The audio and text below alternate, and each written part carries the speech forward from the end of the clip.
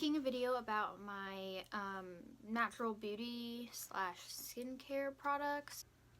I know, like, I've been vegan for 9 months, and my first priority was kind of just focusing on the diet and making sure I got the diet right. And now that I definitely have that down packed, I wanted to focus more on getting vegan and as natural as possible beauty products.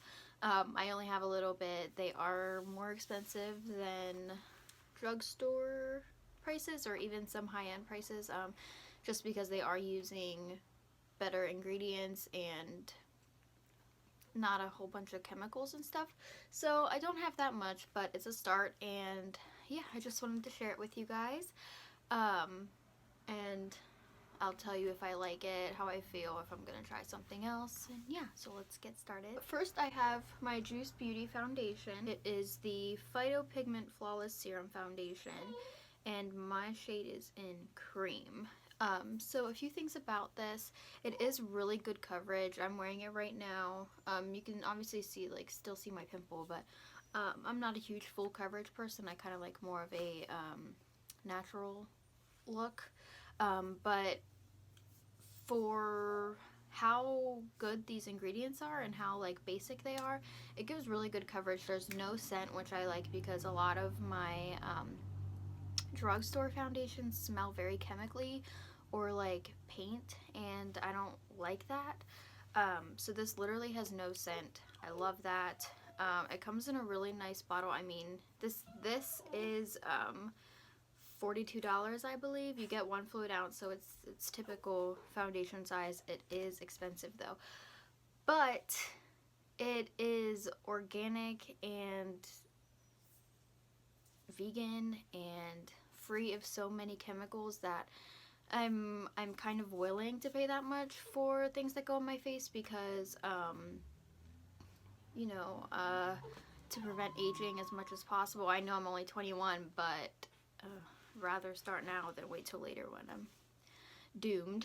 So yeah, that it does oxidize, so I would definitely get a shade, one shade lighter than you think you're gonna be, just because it does oxidize. Like, this starts out really pale, but then it oxidizes to like my perfect color. So I would go with that. If you have a skin tone similar to me, Cream works really well. And then this isn't really a makeup at all, but I use it as like a replacement for setting spray. So it's rose water from Heritage Store. It's just rose water, but I love the smell of it. I love the smell of roses, and I find that like high-end expensive setting sprays don't really do much for me anyways, so I started using this just to set my face and get rid of all of the powder on my face that I put on, because I do have oily skin, so I do powder a lot and I don't like the texture it gives me. So I feel that when I spray this on, once I'm completely done, it gets rid of that powdery finish and just kind of makes it all look like skin. So I love that. Next, we can move on to skincare because that's kind of related. So the entire line that I use is Botanics, and they look like this. I'll go through each one of them individually. For cleanser, I use the Botanics Mattifying Cleansing Mousse Shine Away. It says cleanses, clarifies, and reduces excess oil for oily combination skin, which is me. It says on the back it has active plant extract, willow bark, and is a natural source of salicylic acid, which helps refine skin texture and actively target imperfections. So it's good for acne prone skin as well, which usually oily slash combination skin is pretty acne prone.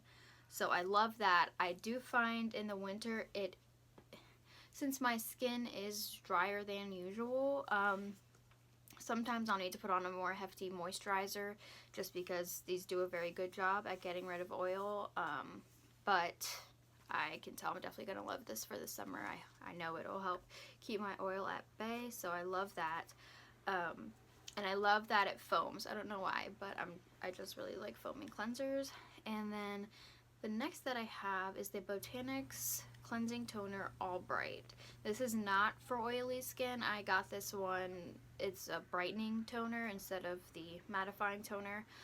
But it says cleanses impurities and freshens for all skin types. So, works great. This says it has active plant extract, hibiscus, contains natural AHAs which mildly exfoliate to help leave skin smoother and brighter. And I definitely feel like a tightness after, like I feel like my skin firms up a lot after I use that. So I love that. And then lastly, I have the mattifying gel cream Shine Away with clarifying willow bark. So this is for the oily skin line again. So since it's gel based, it sinks in really fast and it doesn't leave like an oily texture, which I like because I hate like feeling oil on my face, which is why I powder myself so much, because I hate when the oil seeps through. But it doesn't really have anything else on the back like the rest do. But I use that in the morning and before bed. And like I said, if I'm feeling like my skin is super dry that day, I will use something more moisturizing, more thick, or I'll just go in straight with coconut oil sometimes, or like a mask or something if I feel like I need it.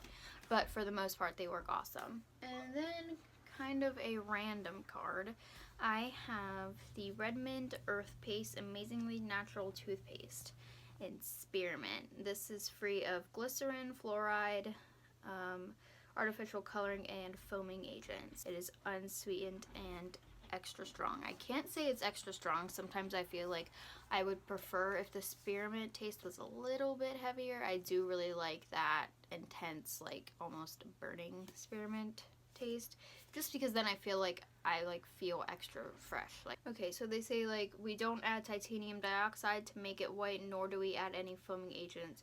Earth paste is natural in color, is how toothpaste should be. We keep it real. So this is very different. I find it's like hard to get used to after using conventional toothpaste.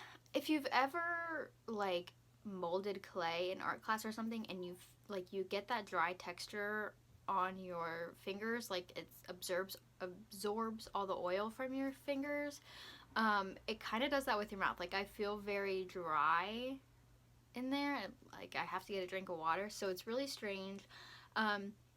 But it does leave me feeling refreshed and clean. Like I said, I wish the mint was a little bit stronger, but that's just my preference. And sometimes I feel that you do have to shake it up. Sometimes it can get like watery in a way, so it doesn't come out smooth. It'll come out in like chunks kind of, which sounds so gross, but I think it's great for being all natural and having so little ingredients, so I'm definitely a huge fan of this. Alright, and the last thing that I have is actually shampoo and conditioner. For my shampoo, I have the Revitalizing Shampoo, which has jojoba and sacred lotus. It's vegan, non-GMO. Okay, this says ideal for thin and dry hair, which I have thick hair and my scalp gets oily, but my ends are pretty dry just because I have colored it in the past. I'm trying to grow it out, but I was almost like 75% blonde last year, so pretty damaged. So I basically got it because my hair was dry and I wanted to revitalize it. But yeah, it says on the back, vegan, non-GMO, paraben-free, gluten-free, soy-free, cruelty-free, no sodium, and a bunch of words I can't say. But yeah, it's great. I love it. It gets the job done. It cleans my hair. The smell is not as great as like your traditional expensive shampoos, but that's because it doesn't have a bunch of artificial stuff in it, so I can look past that. And then I have my conditioner, which is the moisturizing, again because my ends are dry and I only put my conditioner on my ends. I don't put it into my scalp because I do have a very oily scalp. This has aloe vera and macadamia oil. And sometimes I feel like this could be a little bit more hydrating. You can only get so much without adding things that aren't necessary into the products. So if I feel like I need more of moisture, I just do a coconut oil treatment, or recently, I've gotten, what is it called?